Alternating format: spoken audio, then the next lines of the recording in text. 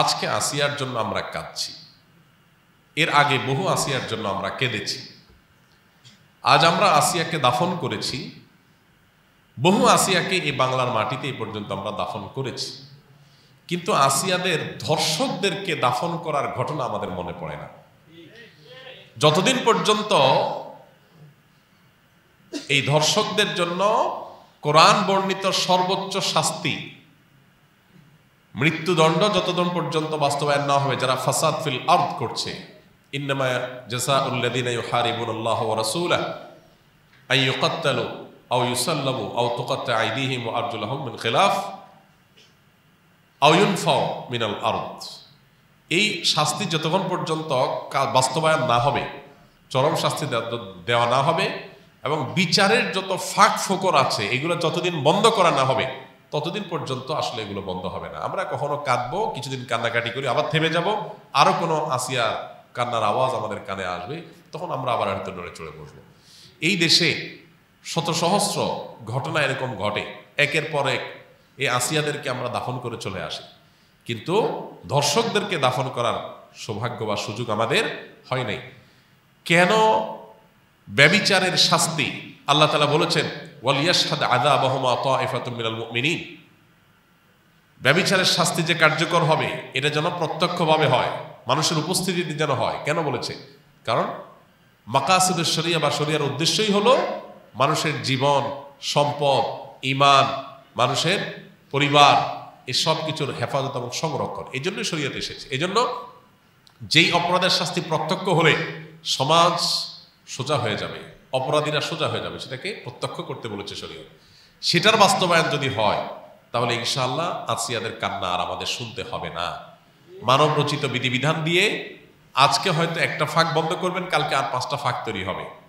চিরতরে ফাঁক বন্ধ করা সম্ভব হয় না। ফাঁক ফোকর জন্য যদি বন্ধ করতে হয় যাতে করে অপরাধী কোনোভাবে পার না পায়, তাহলে আমাদেরকে অবশ্যই শরিয়ার আইন বাস্তবায়ন করার দিকে যেতে হবে। কোনো মুসলমান যদি শরিয়ার আইন বাস্তবায়ন না চায় সে মুসলমানই না। আপনি যদি বলেন যে আমি শরিয়া চাই না, শরিয়া দ্বারা শাসিত হোক আমার দেশ বা আমি নিজে এটা চাই না, তাহলে আপনি নিজেকে মুসলমান দাবি করার কোনো নৈতিক অধিকার নাই। শরিয়া এটা শুধুমাত্র চুমু খাওয়ার জন্য আসে নাই তো।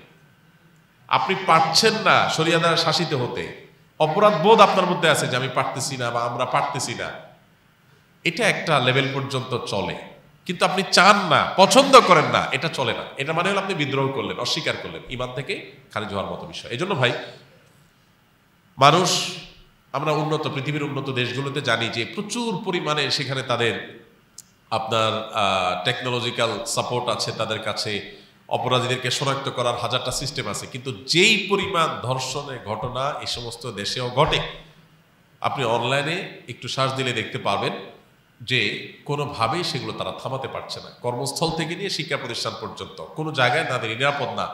নারীর নিরাপত্তা নিশ্চিত করবার জন্য শুধুমাত্র ইসলামী শরিয়ার বাস্তবায়নই না, ইসলামী বিধিবিধান এবং ইসলামী যে লাইফস্টাইল সেটা ফলো করা জরুরি। আপনি পর্ন সাইটগুলো সব ওপেন রাখবেন, এই পর্ন সাইটগুলো সব ওপেন রেখে সমস্ত আজে বাজে আর্টিকেল, সমস্ত উপায় খোলা রাখবেন যেগুলো দিয়ে মানুষের মধ্যে যৌন আকাঙ্ক্ষা, পশুত্ব জেগে ওঠে। এরকম হাজারটা রাস্তা খোলা রাখবেন। এই পশুত্ব জেগে ওঠার রাস্তাগুলো যখন খোলা রাখবেন স্বাধীনতার নাম দিয়া, তখন যার ভিতরে পশুত্ব জেগে উঠবে সে হাতের নাগালে কাছে যাকে পাবে তার উপরে সে ঝাঁপিয়ে পড়বে, তার পশুত্বকে সে চরিতার্থ করতে চাইবে। এই ধর্ষকের পশুত্বকে জাগিয়ে তোলার জন্য, এটাকে জাগ্রত করবার জন্য যেই সমস্ত উপায়গুলো কাজ করছে সেগুলোতে আমাদের হাত দিতে হবে, সেগুলো থামাতে হবে। এত সব দুঃসংবাদের মধ্যে একটা আনন্দের সংবাদ যে সরকারিভাবে সব পর্ন সাইটগুলো বন্ধ করার ডিসিশন হয়েছে, আমরা শুনেছি পত্রপত্রিকার মারফতে। এটা একটা গুড নিউজ।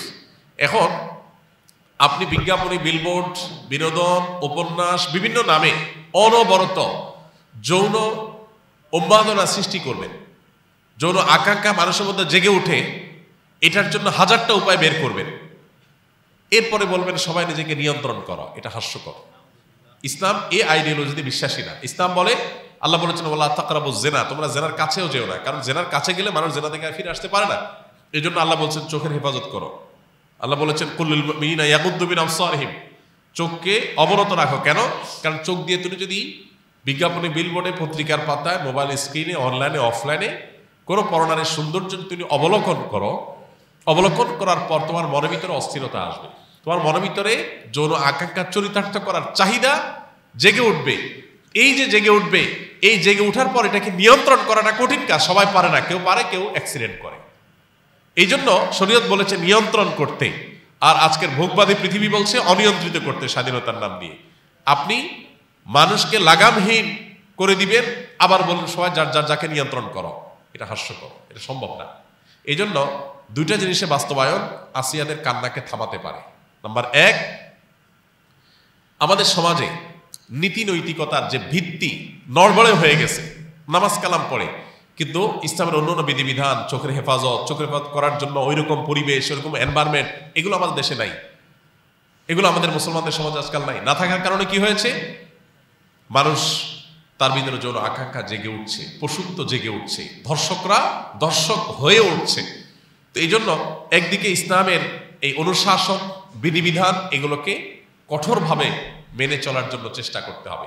পশ্চিমাদের শেখানো পথে আমরা স্বাধীনতার নাম দিয়ে মেয়েদেরকে পণ্যে পরিণত করব, তাদেরকে ভোগ্য পণ্যের মতো করে উপস্থাপন করব, ছেলেদেরকে আমরা তাদের যৌন আকাঙ্ক্ষাকে জাগ্রত করে তুলব, আবার অপর দিকে বলবো না সব মেয়েরা সেফ থাকতে হবে, তাদের কোনো কিছু হতে পারে না।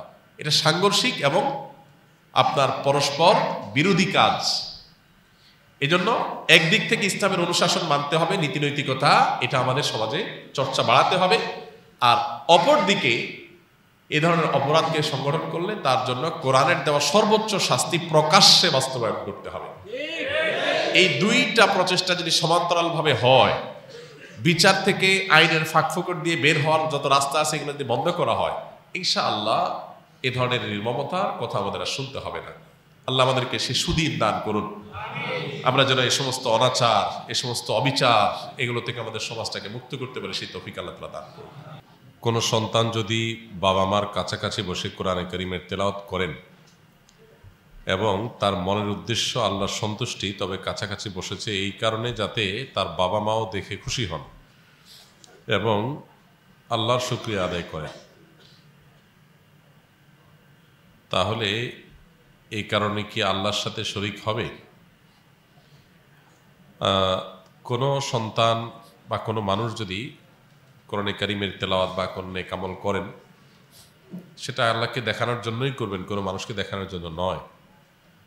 পাশাপাশি তার অভিভাবক, বাবা মা যারা তার আমল ইবাদত নিয়ে এমনিতে অরিড এবং পেরেশান থাকেন, তাদেরকে আশ্বস্ত করা, তাদেরকে